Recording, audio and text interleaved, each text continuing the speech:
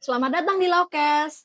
Akhir-akhir ini, KUHP baru sering menuai pembahasan-pembahasan dalam masyarakat, mulai dari pasal-pasal yang menuai pro kontra hingga implikasinya dalam kehidupan masyarakat. Nah, hari ini kita akan membahasnya lebih dalam bersama narasumber yang ahli dalam bidangnya.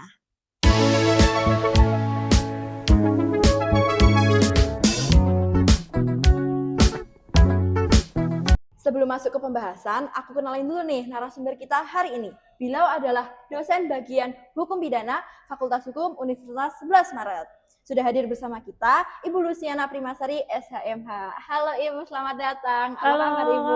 alhamdulillah baik. Terima kasih Alhamdulillah. adik-adik MCC FA1S sudah mengundang saya di Laukes. Ya, baik Ibu. Sekarang nih kita kan mau membahas KUHP baru yang Baik, baru dipakai di tahun ini ya Ibu. Nah, menurut Ibu nih sebagai dosen, sebagai akademisi, menurut Ibu berlakunya KUHP baru ini tuh lebih nyaman nggak sih buat diajarkan kepada teman-teman mahasiswa yang lainnya?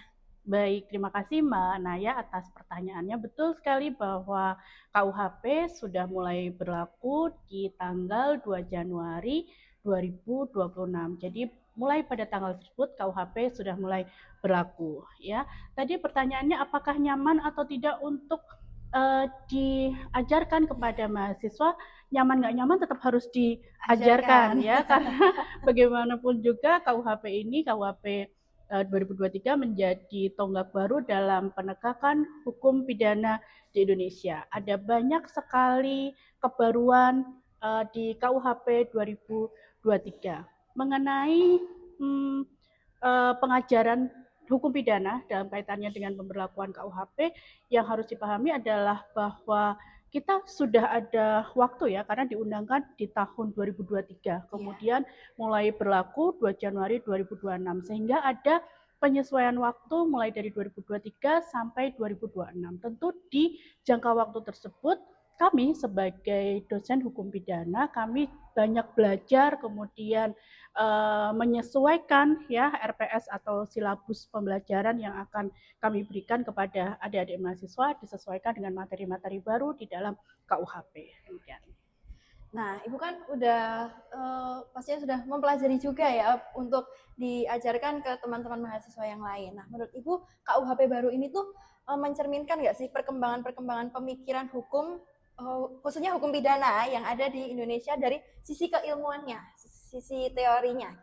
Ya, tentu saja KUHP yang sekarang ini berlaku adalah KUHP yang berlaku dengan paradigma hukum pidana yang lebih modern. Ada banyak sekali semangat-semangat baru di dalam KUHP yang sekarang ini berlaku. Jadi yang pertama sekali adalah mengenai paradigma pemidanaan. Jadi kalau yang KUHP sebelumnya itu lebih menekankan retributif ya, pembalasan, dan lebih banyak menekankan pada pidana penjara, KUHP yang sekarang punya paradigma yang jauh lebih modern. Jadi ada paradigma korektif, rehabilitatif, dan keadilan restoratif yang tentu saja tidak hanya berorientasi pada pelaku, tapi juga berorientasi pada korban, kemudian memulihkan kondisi sosial dan merehabilitasi pelaku. Sehingga ada banyak sekali kebaruan-kebaruan di dalam KUHP yang sekarang ini berlaku. Berarti ada paradigma-paradigma baru yang sudah lebih modern untuk Betul. di masa sekarang. Betul gitu. sekali. Menarik loh guys, bisa didalami lebih lanjut itu. Nah, lanjut lagi. Kalau untuk dari Ibu, itu KUHP baru ini udah siap nggak sih untuk diajarkan ke teman-teman yang lain atau masih butuh waktu untuk penafsiran? Kan dimunculkan dari tahun 2023 lalu disahkan di tahun 2026. Ada gap waktu, tetapi apakah itu masih butuh waktu yang lebih lama untuk penafsiran, untuk mempelajari lebih lanjut, atau malah udah siap banget nih diajarin ke teman-teman mahasiswa yang lainnya? Apapun bidang ilmunya, ilmu akan selalu berkembang. Sehingga termasuk juga KUHP yang sekarang ini berlaku. Yang harus dipahami adalah Yang membedakan KUHP yang sekarang dengan sebelumnya adalah bahwa KUHP yang sekarang dilengkapi dengan penjelasan pasal, sehingga beberapa teori-teori yang sebelumnya ada pada doktrin itu kemudian menjadi masuk dalam penjelasan pasal. Hal ini diharapkan KUHP bisa lebih mudah dipahami tidak saja oleh mahasiswa hukum tapi juga masyarakat Indonesia pada umumnya. Ya, berarti penafsirannya jadi lebih nggak lama gitu ya, jadi lebih mudah untuk dipahami sama masyarakat umum, tidak Lebih jelas. ya nggak hanya untuk mahasiswa atau orang-orang yang di bidang hukum lainnya gitu. Nah, kalau dari sisi praktiknya nih Bu, sejauh Ibu melihat kesenjangan antara teoritis KUHP baru ini yang diajarkan di akademik atau di teman-teman mahasiswa yang lainnya dengan realitas implementasinya dalam praktik penegakan hukum gimana Bu? Apakah ada kesenjangan yang jauh atau cuman ya nggak banyak lah? Baik, terima kasih. Jadi jangan lupa bahwa setelah diundangkan KUHP, Undang-Undang Nomor 1 tahun 2023 dan ditambah dengan Undang-Undang Nomor 1 tahun 2026 tentang penyesuaian pidana, kemudian juga diundangkan Undang-Undang KUHAP. Ya, sehingga diharapkan tentu saja tidak ada lagi kesenjangan pada pemberlakuan hukum pidana. Apa yang menjadi tantangannya kemudian tidak hanya bagi mahasiswa hukum saja, tetapi juga bagi aparat penegak hukum. Ya, seperti yang tadi saya sampaikan, ada jeda waktu mulai diundangkan kemudian pada saat pemberlakuan di masa 3 tahun ini gitu ya, baik kami para akademisi maupun para aparat penegak hukum sama-sama belajar gitu ya, kemudian untuk bagaimana nanti pelaksanaannya. Ada kesenjangan atau tidak? Ya ada, bagaimanapun belajar butuh waktu, kemudian disesuaikan dengan kondisi atau pada prakteknya. Tetapi hal ini sudah diantisipasi dengan peraturan-peraturan turunan baik dari KUHP maupun dari KUHAP. Oke, jadi pasti tetap ada gap, cuman bagaimanapun meminimalisir gap tersebut ya Ibu. Betul. Nah, di perkembangan lanjut di perkembangan teknologi digital ini tuh kan semakin cepat ya Ibu, dan mulai banyak itu AI yang seperti deepfake yang bikin muka diganti, tubuh diganti, suara diganti, yang itu tuh bahkan bisa di-share ke media sosial, ke kalangan semua manusia, yang padahal itu tuh nggak akan pernah terjadi. Nah, dalam kasus seperti itu tuh Ibu sebagai dosen ini, apakah KUHP baru ini sudah cukup siap untuk mengantisipasi dan mengatur persoalan-persoalan hukum di era digital di masa depan hukum kita, atau khususnya berkaitan dengan perkembangan teknologi seperti AI deepfake ini atau AI yang mungkin memengaruhi negatif lah untuk sosial kita saat ini? Ya, ada banyak sekali kasus yang berkaitan dengan deepfake ya. Misalnya deepfake yang kemudian dimanfaatkan untuk tujuan pornografi atau deepfake yang dimanfaatkan dengan tujuan pencemaran nama baik atau deepfake untuk penipuan. Pertanyaannya, apakah KUHP sudah cukup siap untuk mengatasi deepfake ini? Menurut saya KUHP yang ada sekarang ini sudah cukup bagus untuk menindak deepfake gitu ya. Pun apakah bisa berdiri sendiri? Nah, tentu saja KUHP ini didukung dengan undang-undang yang lain seperti UU ITE. Oh iya. Berarti KUHP ini udah cukup adaptif untuk persoalan-persoalan di masa ini atau masa yang akan datang terkait teknologi digital yang cepat sekali berkembangnya. Dan untuk hal-hal negatif itu juga bisa diantisipasi dan ditindaklanjuti tadi ya. Terkait tadi perkembangan teknologi seperti deepfake dan mungkin tantangan-tantangan baru ke depannya, apakah isi peraturan KUHP baru ini sudah cukup adaptif dan membantu mahasiswa-mahasiswa hukum seperti kita ini memahami kasus-kasus modern dan yang berkaitan dengan teknologi dalam pembelajaran hukum pidana, atau malah menimbulkan tantangan yang baru, Ibu?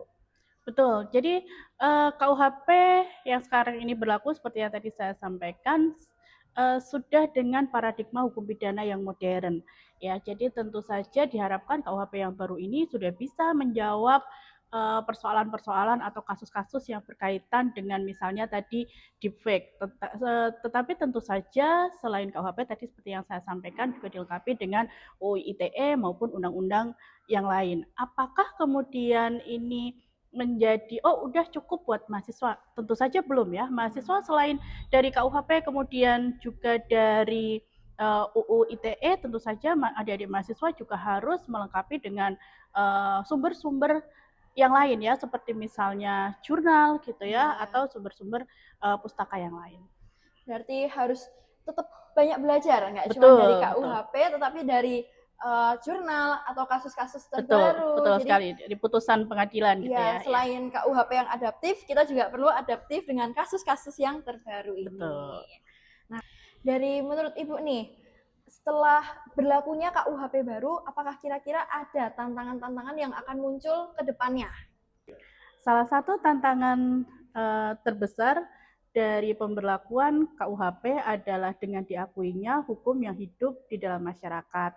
Namun hal ini bisa diatasi dengan pemberlakuan PP 55 tahun 2025 tentang tata cara dan penetapan kriteria hukum yang hidup dalam masyarakat. Sehingga diharapkan dengan adanya PP tersebut, hukum yang hidup di dalam masyarakat terutama nanti kan itu harus dinormakan di dalam peraturan daerah ya atau Perda. Jadi dengan mengacu pada PP tersebut diharapkan hukum yang hidup dalam masyarakat ini bisa diakomodir dengan baik.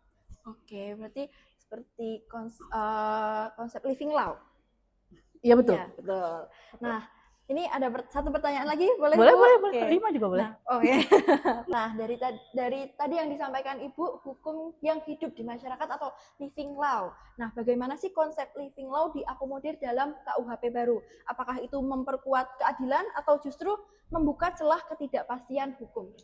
Baik, tadi seperti yang tadi sudah sampaikan, konsekuensi dari diakomodirnya hukum yang hidup di dalam masyarakat atau living law di dalam KUHP kemudian diterjemahkan dengan PP nomor 55 tahun 2025. Nah, itu harus diatur di dalam peraturan daerah atau Perda.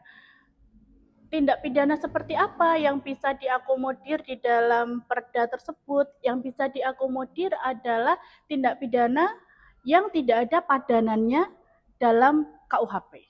Nah, ini sebagai konsekuensi kita tinggal di Indonesia yang berbineka tunggal ika, dari Aceh sampai Papua, kaya sekali dengan budaya dan hukum adat.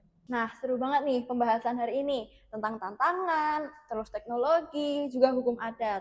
Nah, kesimpulannya, KUHP merupakan pembaharuan hukum pidana yang membawa perubahan paradigma KUHP lama Indonesia. Pendekatannya kini lebih modern dan humanis, dengan menekankan restoratif justice, rehabilitasi, dan pemulihan korban. Selain itu, adanya penjelasan pasal mempermudah pemahaman, baik dari aparat penegak hukum maupun masyarakat luas.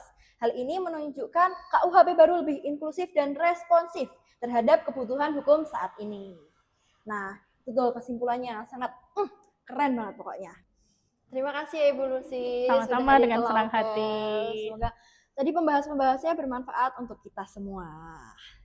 Terima kasih juga teman-teman Mooters yang sudah menonton dari awal hingga akhir. Saya Nayaka, pamit undur diri. Sampai jumpa di Lawcast berikutnya.